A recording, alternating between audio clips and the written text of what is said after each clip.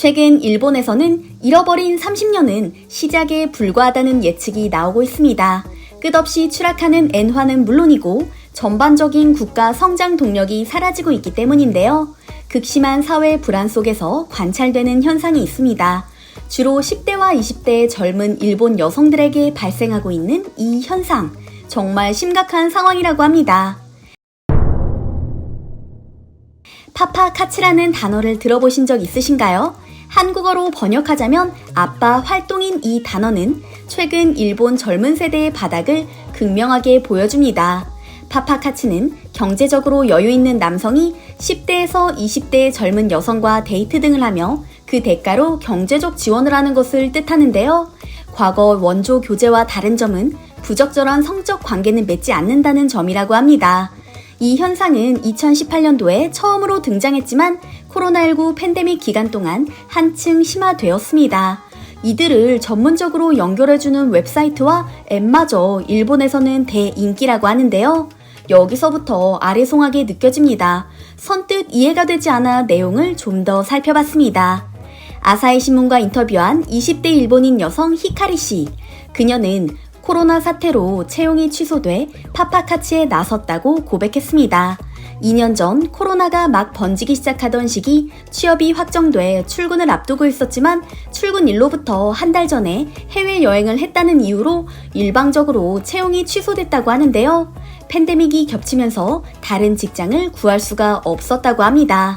그녀는 월세와 생활비로 저축하던 돈을 다 써버리자 결국 파파카츠에 눈을 돌렸다고 하는데요. 히카리 씨의 친구도 비슷한 사정으로 동참했다고 합니다. 앱에 자신의 사진과 간단한 신상을 올리고 신체 접촉이나 촬영을 하지 않겠다는 약속을 받아낸 뒤 남성들을 만난다고 하는데요. 한 달에 벌어들이는 돈은 적게는 300만 원에서 많게는 1000만 원에 달한다고 합니다. 이 앱을 사용하는 이들은 히카리 씨처럼 평범한 여성도 있지만 유흥업소 여성도 꽤 많다고 하고요. 월세 200만 원에 달하는 고급 맨션에 거주하고 있는 한 일본 여성 또한 유튜버와의 인터뷰에서 파파카츠라는 이유는 돈 때문이라고 밝히며 설명을 이었습니다. 그녀는 한 달에 10명 정도를 일주일에 한 번이나 2번 정도 만나는데 만날 때마다 30만 원에서 50만 원쯤 받으며 많을 때는 100만 원까지 받는다고 합니다. 앱에는 당연히 부적절한 행동은 하지 않는다고 적어놓지만 금액이 클 때는 상황이 다르다고 하는데요. 목표는 건물주라는 이 여성의 말에 어이가 없어 헛웃음부터 나옵니다. 앞서 예로 든 여성들의 사례와 같이 파파카츠라는 이들은 일반 직장인의 월 급여에 해당하는 돈을 대가로 받고 있습니다. 일본 방송에 출연한 한 여성은 데이트를 하고 용돈을 받는다. 육체 관계를 갖는 게 아니라 플라토닉이 원칙이라며 용돈 주는 남성과 데이트하는 게 꿈 같다. 또래 남성은 경제력이 없다고 말하기도 했는데요. 파파카츠라는 이들은 표면적으로 성관계 등 부적절한 행위를 하지 않는다고 주장하고 있습니다. 이 때문에 법적으로 처벌하기 힘들다고 하는데요. 물론 일본의 젊은 여성 모두가 그렇다는 것은 아닙니다. 어려운 상황에서도 일자리를 찾으려 애를 쓰는 사람들이 대부분일 겁니다. 문제는 이런 현상이 일본 사회에서 너무나도 당연하게 받아들여지고 있으며 정당화까지 되고 있다는 점인데요. 게다가 미디어에서 이를 부추기기까지 합니다. 파파카츠를 주제로 한 드라마까지 등장했으니까요. 45세의 대학 강사인 남성이 20대 가출 여대생과 사귀게 된다는 내용을 담은 동명의 드라마 파파카츠였죠. 이뿐만이 아닙니다. 최근 일본의 청소년 사회 문제 가운데 토요코 키즈라는 것이 있는데요. 유명 극장 체인인 토호 극장의 앞글자 토와 옆이라는 뜻의 일본어 요코, 아이들을 뜻하는 영어 키즈가 합쳐진 신조어입니다. 도쿄 신주쿠의 유명한 환락가 중 하나, 바로 가부키초의 토호 극장 옆에 모인 청소년들을 뜻하죠.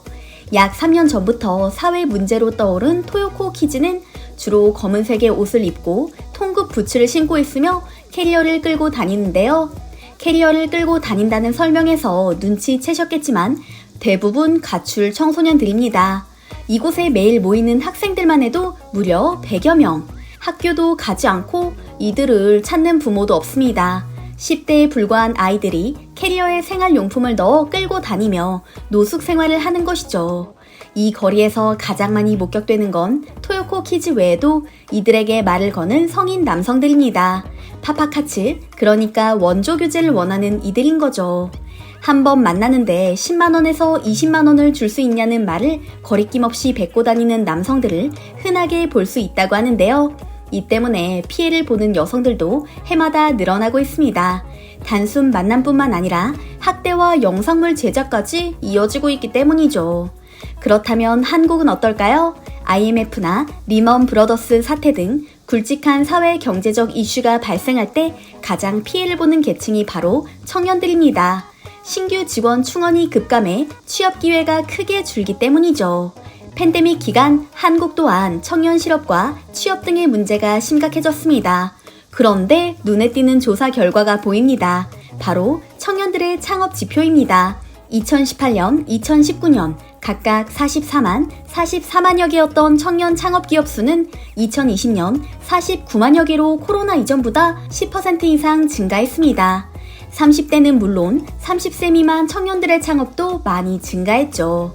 전자상거래, 정보통신업 분야 창업이 크게 증가했지만 외식, 도소매업에서도 청년 창업자의 비중이 높아졌다고 하는데요.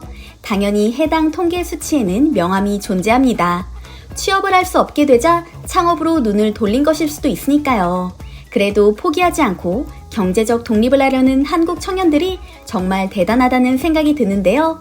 정부는 물론이고 기업들도 청년 창업과 취업을 독려하고 있습니다. 국내 대표 프랜차이즈 중 한 곳인 BBQ는 청년 스마일 프로젝트라는 이름으로 창업을 꿈꾸는 이들에게 200억 원을 쐈습니다. 지원 조건은 단 하나. 2인 1조로 구성된 참가팀 중 한 명이라도 2030 세대면 된다는 것이었는데요. BBQ는 지원자 중 총 200팀을 선발해 투자 비용을 지원해주며 창업 도전을 응원했죠. 중소벤처기업부를 비롯한 서울시 등 각종 지방자치단체에서도 청년 창업을 지원하는 다양한 제도를 운영하고 있습니다. 임대료 지원은 물론이고 공간 대여 등 여러 형태로 도움을 주고 있을 뿐만 아니라 성공한 스타트업 CEO와 기업인들과 연계해 멘토링을 하는 프로그램까지 운영 중인데요. 톡톡 튀는 아이디어를 자랑하는 젊은 기업인들이 속속 등장하고 있습니다. 특히 속도와 효율성을 중시하는 한국 문화 특성상 스타트업이 성공하기에도 무척 좋은 분위기라는 것이 해외 전문가들의 평인데요. 한국의 스타트업 생태계가 빠르게 확장되면서 유명세를 타자 최근에는 창업 경험을 쌓고 싶어하는 외국인들마저 한국에 와서 도전할 정도라고 합니다.